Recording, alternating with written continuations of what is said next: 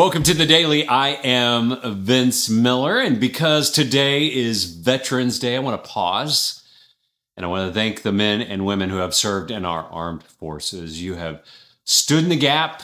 Thank you. You have sacrificed comfort. Thank you. And you have protected our freedom.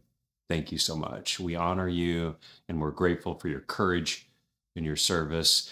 Today, I want to give a shout out to Clarence Campbell from Burton, Michigan. Thank you for partnering with us, Clarence. We can't do this without you.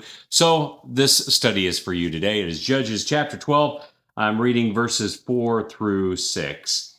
Then Jephthah gathered all the men of Gilead, that is his tribe, and fought with Ephraim. And the men of Gilead struck Ephraim because they said, "You are fugitives of Ephraim, you Gileadites, in the midst of Ephraim and Manasseh." And the Gileadites captured the fords of the Jordan against the Ephraimites. And when any of the fugitives of Ephraim said, "Let me go over," the men of Gilead said to him, "Are you an Ephraimite?" And when he said, "No," they said to him, "Then say Shibboleth." And he said, "Sibboleth," for he could not pronounce it right. Then they seized him and slaughtered him at the fords of the Jordan. At that time, 42,000 of the Ephraimites fell. So when the conflict between Jephthah and Gilead and then Ephraim escalated, it turned into this full-blown civil war. At the Jordan River, the Gileadites set up this simple test. It was to say the word Shibboleth.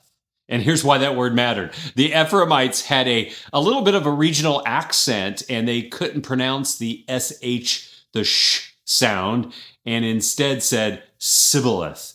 A single letter, one tiny sound became the marker of life or death.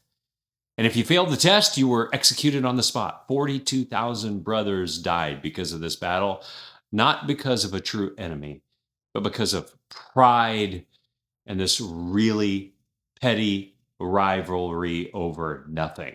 I mean, literally over nothing.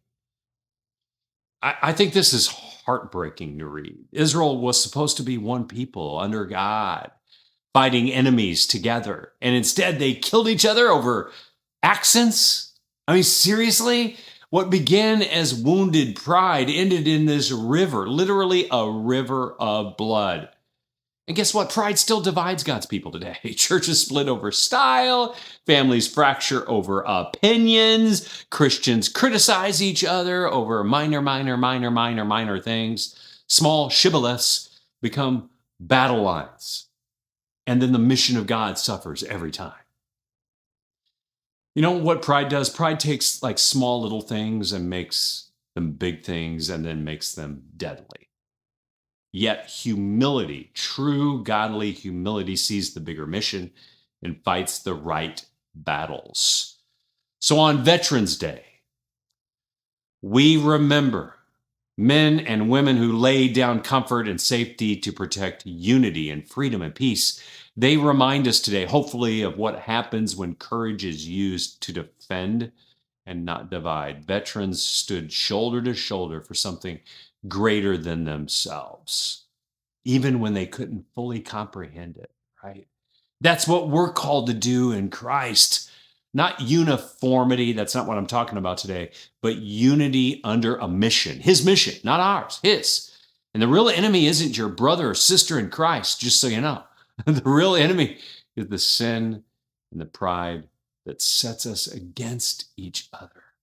So don't let little shibboleths ruin your relationships today. Don't let small little differences bind you to a bigger battle. Jesus shed his blood to make us one family. Let's not shed each other's blood over small little things like accents. I love you guys. I pray this has blessed you. If it has, share it with someone else, and I'll see you right back here again tomorrow.